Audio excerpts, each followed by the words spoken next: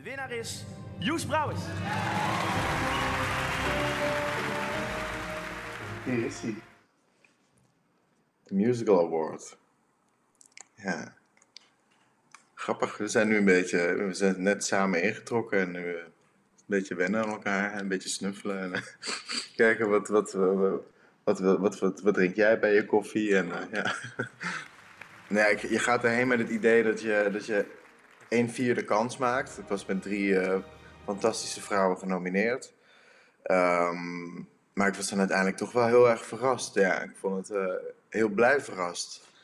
De pas 23-jarige acteur staat al 15 jaar op het podium en speelde in tientallen films en series. Dagboek van een herdershond was wel zijn eerste musicalrol als volwassene.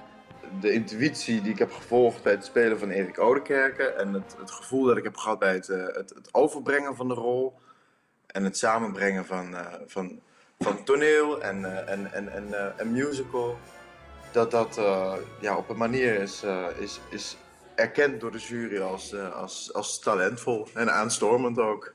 Dat zal ook wel met de fiets en met de opkomst te maken hebben, denk ik. Dat ik iedere ochtend ook mocht aanstormen. Dus het voelt eigenlijk gewoon als een fijne erkenning van keuzes die ik met mijn hart heb gemaakt.